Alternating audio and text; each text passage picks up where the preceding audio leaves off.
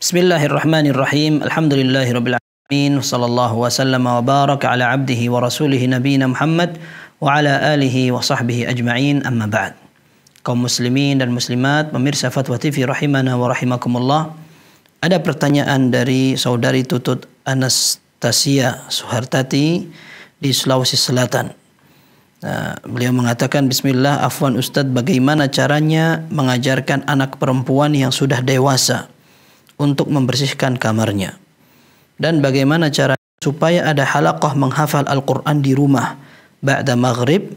Sudah saya minta sama suami saya, tapi jawabannya dia minta saya yang barengan saja karena anak perempuan, karena dia sudah di masjid sama anak laki-laki. Sedangkan anak perempuan saya ini tidak mau, disuruh salat berjamaah saja tidak mau. Syukran wa jazakumullahu khairan. Wa jazakumullahu khairan. Kita doakan semoga Allah Azza wa Jal memberikan kepada kita semua dan termasuk penanya taufik bimbingan Allah Subhanahu wa taala dalam mendidik anak-anak kita semua, terutama anak perempuan.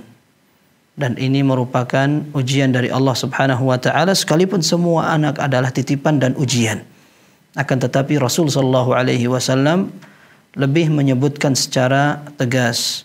Dalam Sahih Bukhari dan Muslim disebutkan, man ibtuliya min hadhil banati bi syai'in fa ahsana ilaihinna kunna lahu sitran minan nar. Kata Nabi sallallahu alaihi wasallam, barang siapa yang Allah uji, diberi atau dianugerahi anak perempuan, lalu dia bisa mendidik mereka dengan baik, maka mereka akan menjadi penghalang dari siksa api neraka. Maka sebenarnya ini adalah kesempatan untuk memberikan ibadah terbaik, arahan, perhatian, dan juga pendidikan kepada anak-anak itu. Bahkan disebutkan pula bahwa dalam hadis Rasulullah sallallahu alaihi wasallam bersabda, "Idza mata ibnu Adam anqata'a 'amaluhu illa min thalath." Dan hadis ini dikenal sekali, apabila seorang telah meninggal maka semua amalnya akan terputus kecuali 3. Di antaranya adalah awwaladun salihun yad'u lahu. Anak saleh yang akan mendoakan orang tuanya. Dan ini merupakan peluang pula untuk orang tua agar dia bisa menabung ketika telah menghadap Allah, ada amal yang terus mengalirkan pahala. Salah seorang Syekh Abdul Razak hafizahullah, beliau pernah bercerita, ada lulusan dari sebuah universitas Arab Saudi, perempuan. Dia memiliki nilai dan prestasi yang tinggi. Ketika lulus, banyak tawaran untuk bekerja, dia lebih memilih untuk menjadi guru TK. Ketika ditanya kenapa, alasannya justru memilih untuk menjadi guru anak-anak kecil. Padahal kesempatan untuk meraih yang lebih tinggi mungkin sekali. Ternyata dia mengatakan, aku ingin mentalqinkan Al-Fatihah kepada anak kecil itu. Aku ingin mereka akan mengalirkan pahala kepada aku. Kita bayangkan, jika anak diajari Al-Fatihah, kemudian surat Al-Fatihah itu dibaca setiap hari 11 kali minimal, maka pahala itu akan mengalir kepada orang yang mengajarkan. Maka Syekh mengingatkan, jangan sampai orang tua kalah cepat dengan guru-guru ngaji untuk mentalqinkan surat Al-Fatihah. Sekalipun itu kebutuhan, akan tetapi itu merupakan kebaikan. Itu adalah penanaman modal yang sangat berharga di akhirat nanti. Ketika akhirnya surat Al-Fatihah akan dibaca setiap saat, bahkan akan diajarkan kepada anak-anaknya lagi, itu akan terus mengalirkan pahala. Maka semoga ini menjadi motivasi awal bagaimana orang tua tidak merasa terbebani untuk mengarahkan anak-anaknya, terutama anak perempuan, karena kita sudah sebutkan bahwa Nabi sallallahu alaihi wasallam lebih menjelaskan tentang keistimewaan dan ujian pula ketika Allah Azza wa Jalla berikan anak perempuan. Adapun merapihkan kamar ini masalah teknis, bisa jadi orang tua lebih paham bagaimana mengarahkan anaknya. Adapun yang kedua, bagaimana membuat halaqah Al-Quran, dimulai saja. Dimulai sekalipun tidak dengan siapapun selain ibunya, tidak mengapa. Dimulai dengan membaca Al-Quran bersama. Kalau seandainya tidak memungkinkan, maka bisa menggunakan fasilitas bacaan, rekaman, atau bahkan cuplikan video orang-orang Arab atau anak-anak kecil Arab.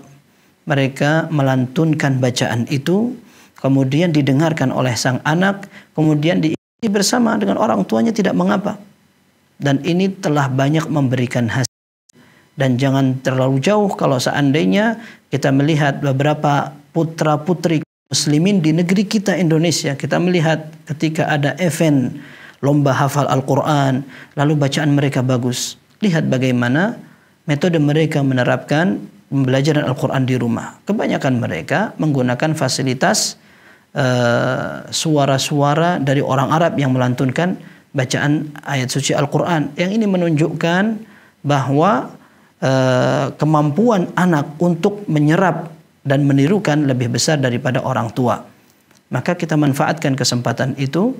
Kemudian masalah salat yang ditanyakan, jelas perintah untuk orang tua mengarahkan anak melaksanakan salat sudah dimulai sejak mereka berusia 7 tahun. Rasul sallallahu alaihi wasallam menyatakan, muru auladakum bis salati wa hum abna'u sab'in wadribuhum 'alaiha hum abna'u 'ashar wa farriqu bainahum fil madhaji'. Kata Nabi sallallahu alaihi wasallam, perintahkan anak-anakmu untuk melaksanakan salat ketika usia mereka 7 tahun. Kemudian pukullah mereka kalau masih tidak mau pada usia 10 tahun dan pisahkan ranjang di antara mereka. Ini menunjukkan bahwa ini tanggung jawab kita untuk mengarahkan mereka salat. Tentu keteladanan sangat penting. Ketika melihat orang tua semangat dalam melaksanakan salat, kemudian membaca Al-Quran, akan mudah bagi anak untuk terdorong dalam mempelajari Al-Quran maupun melaksanakan salat. Kemudian yang kedua, doa kepada Allah agar anak-anak dimudahkan untuk menjalankan ibadah. Karena kita tahu tidak ada sesuatu yang paling membahagiakan orang tua selain kesolehan mereka dan ketaatan kepada Allah. Ini disampaikan oleh Al-Hasan Al-Basri rahimahullah, la wallah la syai'un aqarra ala ainil mu'min min an yara waladan aw walada waladin aw akhan aw hamiman muti'an lillah. Demi Allah, tidak ada yang lebih membuat bahagia orang tua daripada melihat anaknya, cucunya, saudaranya, bahkan teman dekatnya taat kepada Allah Subhanahu wa ta'ala.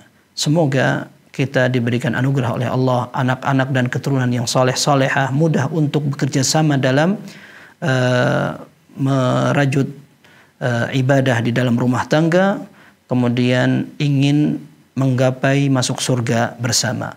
Wallahu tabaraka wa ta'ala a'la wa a'lam. Sallallahu wasallam wa barak ala abdihi wa rasulih nabiyina Muhammad wa ala alihi wa sahbihi ajma'in. Walhamdulillahi rabbil alamin.